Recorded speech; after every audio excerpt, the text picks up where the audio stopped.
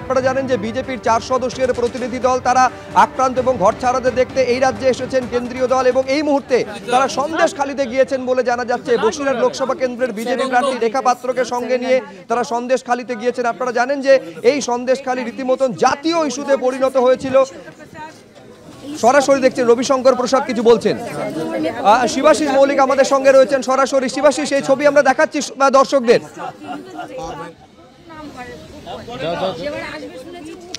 শুভ্রজিৎ, এই মুহূর্তে আমরা দাঁড়িয়ে রয়েছি সন্দেশখালী বিধানসভাতে এবং বসিরহাট লোকসভার অন্তর্গত সন্দেশখালী বিধানসভায় এসে পৌঁছলো বিজেপির কেন্দ্রীয় প্রতিনিধি দল রেখা পাত্র। তার সঙ্গে দেখা করলেন রবিশঙ্কর প্রসাদ, ব্রিজলাল তারা, এবং তাকে বাহবা দিলেন। এবং সেখানে এসে সন্দেশখালীর বাকি যে মানুষরা তারা এসেছেন, বিজেপি কর্মী সমর্থক এবং যারা রাজনীতি করেন না তারাও এসেছেন। তারা এসে কথা বলার চেষ্টা করছেন। আমি একবার ব্রিজলালের কাছে যাওয়ার চেষ্টা করবো। বার্তা দিলেন, क्या कहें आप बात किए रेखा पात्रा जी से? नहीं, रेखा पात्रा जी बहुत बहादुर हैं और उस परिस्थितियों में लड़ रही हैं जहां शाहजहां शेख का राज चलता था, जहां इन लोगों के साथ अत्याचार हुए हैं, इनकी जमीनें छीनी गई हैं, असमत के साथ खिलवाड़ किया गया है। ऐसे उसमें यहां से इन्हें चुनाव लड़ी और 4.5 लाख इनको वोट मिला है। यहाँ के लोगों ने आशीर्वाद दिया है। ये बहादुर लड़की है। बीजेपी की सेंट्रल लीडरशिप साथ में है, ये बहुत आगे जाएगी।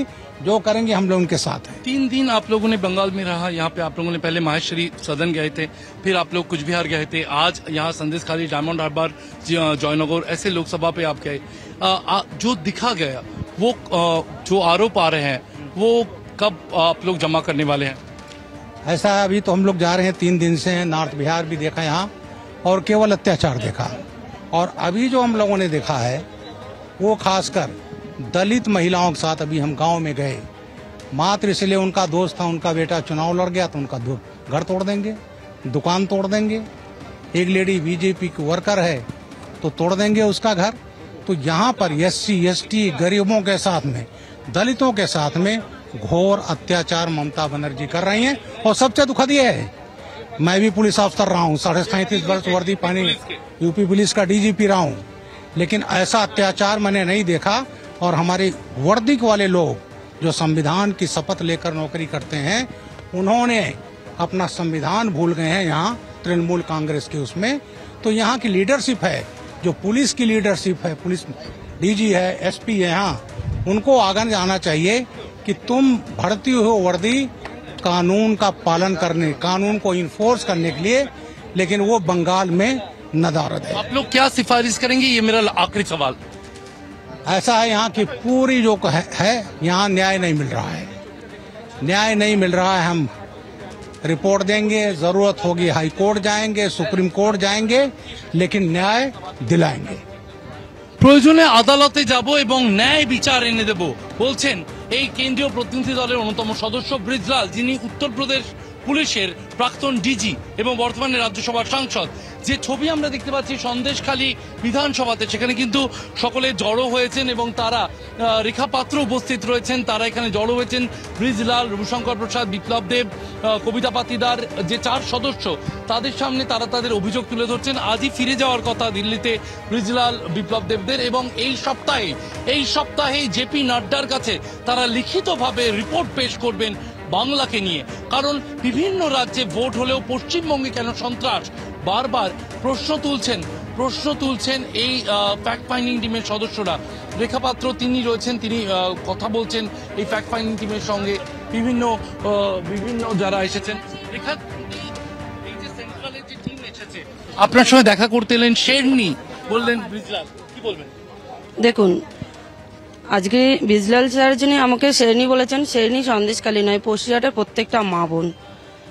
তাই আমি একটাই কথা বলবো, উনি যে এসেছেন আজকের সন্দেশখালী বিধানসভার এই রাজবাড়ির অঞ্চলের একটা গ্রামে, তো উনি এসেছেন এই আশাতে যে মানুষ সাহস পেয়েছেন, ওনাদের মনে একটু হলেও আশা জেগেছে যে ওনারা এবার কিছুটা হলেও সাহস পাচ্ছে যে আমাদের উপর অত্যাচারটা একবার কম হতে পারে। এরকম অবশ্য যে মানুষ তো পরবর্তী হিংসার কি অভিযোগ করলেন? দেখুন, আমার তো এখনো সেরকম কিছু করিনি, কিন্তু আমাদের ভোটটা ঠিকঠাকই হয়েছে। আবার কিছু কিছু জায়গায় ভোট হয়নি। আমাদের আশঙ্কা ছিল যে 500-রও বেশি বুথে টিএমসির এজেন্টরা সেখানে ওরা নিজেদের ইচ্ছা মতো ছাপ্পা ভোট করেছেন, ইচ্ছা মতো মানুষকে ভোট দিতে ঢুকতেই দেননি, ওনারা নিজের ইচ্ছা মতো ভোট করিয়েছেন। আর ভোটের ফলাফলের পরে প্রচুরই অত্যাচার হচ্ছে মানুষের উপরে। আর বিজেপি যে কার্যকর্তারা তারা তো এখনো অবধি নিজের বাড়িতেই ফিরতে পারেননি। তারা এখনো অবধি, যে আপনারা দেখেছেন যে বিরোধী নেতা শুভেন্দু অধিকারী উনিও কত মানুষকে নিয়ে গিয়ে নিজে সেফ হাউসে এবং যে ওনার যেসব সুরক্ষিত জায়গা আছে সেই সব জায়গাগুলো রেখেছেন। আর তাছাড়া ওনারা আজকে বিজেপি করার অপরাধে ওনাদেরকে আজকে বাড়ি ছাড়তে হয়েছে, ওদের বাড়ির থেকে তাড়ানো হয়েছে, ওদের জমি জায়গা লুট করে নেওয়া হচ্ছে। এই টিএমসির যে কার্যকর্তারা আছে তারা এইভাবে হামলা করে যাচ্ছেন, নিয়ে এনারা ওনাদের অবশ্যই